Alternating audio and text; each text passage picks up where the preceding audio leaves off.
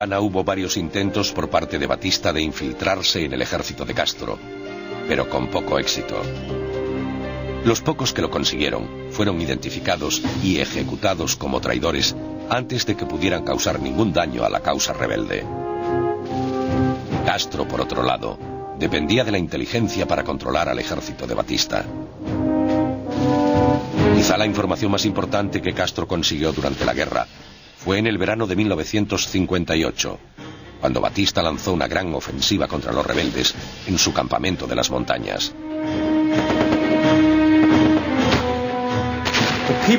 La gente de la zona apoyaba a los revolucionarios y los mantenía informados de la localización de las tropas de Batista en cada momento. Así podían atacar a las unidades del ejército individualmente y vencerlas una tras otra, logrando ganar una batalla en la que eran superados en proporción de 10-1.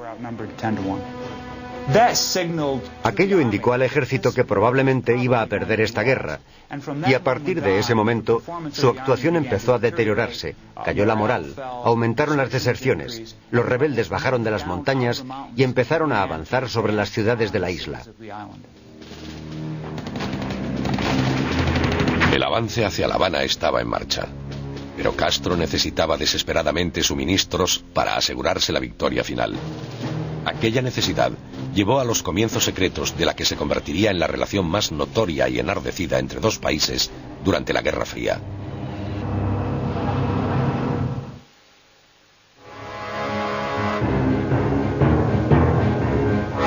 A mediados de 1958 podía palparse la victoria final de las fuerzas rebeldes sobre el ejército del dictador cubano. Las tácticas de guerra de guerrillas eran muy efectivas contra las fuerzas convencionales de Batista. Pero los rebeldes seguían escasos de armamento y munición. A finales de 1958, Castro tomó la difícil decisión de pedir ayuda a la Unión Soviética. Castro no quería alinear la revolución con ninguna superpotencia y correr el riesgo de que ésta quisiera asumir el control de Cuba, como lo había hecho Estados Unidos durante más de 50 años. Sin embargo, necesitaba ayuda y sabía del apoyo incondicional de Moscú a las guerras de liberación. Fidel esperaba una gran ofensiva antes de que pudiera tomar La Habana. No estaba muy lejos de la capital, pero aún creía que Batista y su ejército harían un último intento por salvar su gobierno. Los soviéticos decidieron en una reunión en el Kremlin a finales de 1958 suministrar a los cubanos algunas armas. Al principio de la revolución, el primer ministro soviético Nikita Khrushchev no tenía un interés real en Cuba, pero sabía de la implicación de Raúl Castro y el Che Guevara y de sus ideales comunistas. A medida que la victoria rebelde se hacía cada vez más probable, a Khrushchev le atraía más la idea de que la Unión Soviética pudiera afianzarse en el hemisferio occidental, ayudando a una revolución marxista en potencia. Khrushchev suministró a Castro en secreto un excedente de fusiles alemanes de la Segunda Guerra Mundial. Enviados a través de Checoslovaquia, fueron vendidos a una compañía privada de Costa Rica, simpatizante de Castro. Desde allí, las armas llegaron a los rebeldes. El secreto era vital para evitar la intervención de Estados Unidos en apoyo de Batista. El respaldo al dictador se desvanecía rápidamente. Para recuperar su apoyo de Washington, Batista tenía que vilipendiar a los rebeldes y llamó a Castro comunista. En ese momento la CIA se puso en movimiento para determinar si de hecho se trataba de una revolución comunista. En 1958, la CIA envió un equipo de investigación a la provincia cubana de Oriente, donde Castro había crecido, para descubrir todo lo posible sobre sus ideales políticos.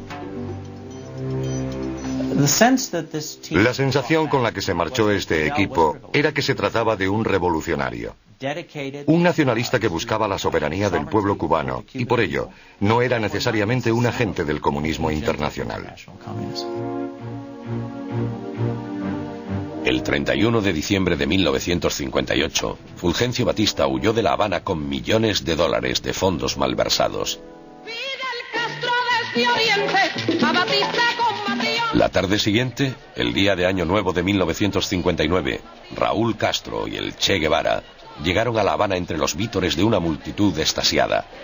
Fidel, que en el momento de la victoria se encontraba luchando al otro extremo de la isla, llegó a La Habana el 8 de enero. Castro aprobó 1.500 nuevas leyes durante el primer año de su régimen. Aumentó los salarios, redujo los impuestos e incautó las explotaciones de propietarios extranjeros que distribuyó entre los campesinos cubanos sin tierras. En 1960 todas las empresas extranjeras en Cuba fueron nacionalizadas, lo que provocó una enorme pérdida para empresarios y el crimen organizado de Estados Unidos, propietarios de los casinos de Cuba. La popularidad de Castro en los Estados Unidos continuaba sufriendo debido a las ejecuciones de algunos partidarios de Batista, que no habían huido. A pesar de su odio por el hecho de que Estados Unidos hubiera maltratado a su país, Fidel partió inmediatamente para cultivar su relación con Washington y el pueblo norteamericano. En abril de 1959 visitó varias ciudades estadounidenses. Cuando Fidel Castro vino a Estados Unidos 3 meses después de su triunfo, la CIA mantuvo una reunión secreta con él donde se le dijo: hay comunistas en su gobierno y nosotros queremos ayudarle a descubrirlos. Vamos a establecer una línea secreta entre la CIA y su gobierno para que podamos facilitarle información sobre esos comunistas. Y Castro, por supuesto, pretendió estar de acuerdo. Así que durante unos meses la CIA pasó información de inteligencia a Cuba. Sin embargo, rápidamente se convencieron de que su impresión inicial sobre Fidel Castro era equivocada y que no era alguien a quien podían controlar. A finales de 1959 empezaron a circular informes por el cuartel general de la CIA recomendando el asesinato de Castro. Durante su viaje, Fidel se enfrentó a duras preguntas de la prensa sobre si él y su hermano eran o no comunistas.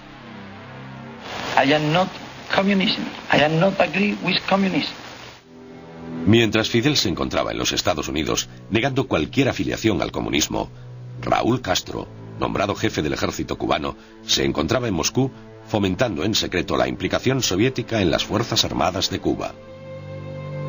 Nikita Khrushchev estuvo de acuerdo en enviar a comunistas españoles a La Habana para ayudar a preparar a un ejército fiel a Fidel y al objetivo del marxismo en Cuba.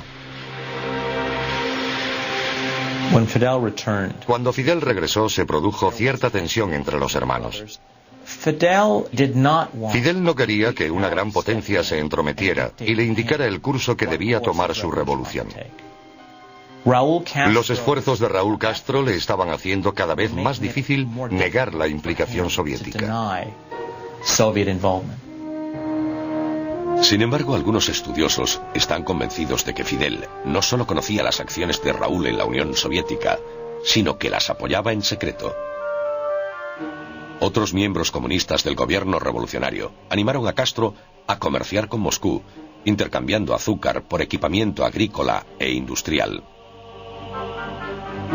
En febrero de 1960, una delegación soviética llegó a La Habana para firmar un acuerdo comercial entre Cuba y la Unión Soviética. Aquel pacto era todo lo que Estados Unidos necesitaba para confirmar sus sospechas de que Fidel Castro era de hecho un comunista. Había comenzado la gran lucha de Fidel por sobrevivir a la ira de Estados Unidos, una nación que intentaría destruirlo.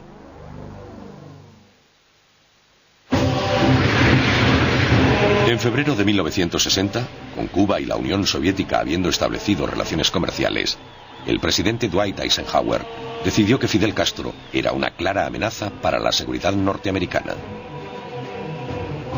En marzo, aprobó un plan de la CIA para invadir Cuba, con el propósito de derrocar a Castro. La operación fue diseñada para que pareciera obra de exiliados cubanos.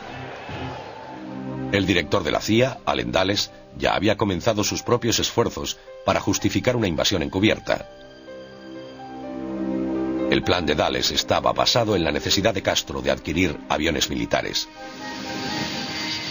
En noviembre de 1959, el embajador británico escribe un informe que conocemos hoy a su ministro de Exteriores. En él dice: acabo de reunirme con el director de la CIA, Allen Dulles, y este nos ha pedido que no vendamos aviones militares a Cuba.